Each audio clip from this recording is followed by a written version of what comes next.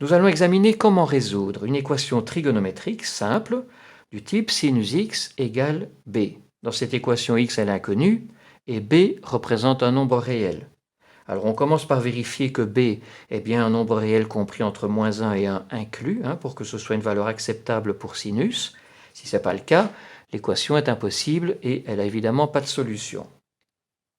Si c'est le cas, supposons par exemple que b soit racine de 3 sur 2. Il s'agit donc de trouver toutes les valeurs possibles pour x pour que le sinus de x soit égal à racine de 3 sur 2. Pour ça, on procède en 3 étapes. Première étape, on détermine une valeur possible pour x. Dans ce cas-ci, comme racine de 3 sur 2 est une valeur particulière, 60 degrés convient. Le sinus de 60 degrés, c'est bien racine de 3 sur 2. Quand on en a une, on examine sa supplémentaire. Le supplémentaire de 60 degrés, c'est 180 moins 60, ça vaut 120.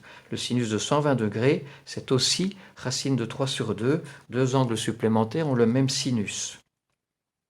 Ces deux valeurs 60 et son complémentaire 120 déterminent 2 points sur le cercle trigonométrique qui, à eux deux, représentent toutes les solutions possibles de l'équation. Et pour les avoir toutes, on rajoute à 60 et 120 degrés un multiple entier, positif ou négatif, de 360 degrés. Il y a donc deux groupes de solutions que l'on écrit sous la forme x égale 60 degrés plus k fois 360 ou bien x égale 120 degrés plus k fois 360 degrés.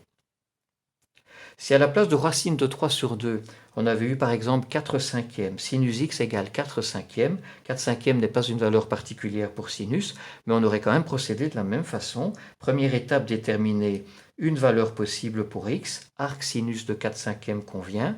Ensuite, son supplémentaire, 180 moins arc sinus de 4 cinquièmes, et pour les avoir toutes, on rajoute à chacune des deux k fois 360 degrés, un multiple entier, positif ou négatif, de 360 degrés. Voilà.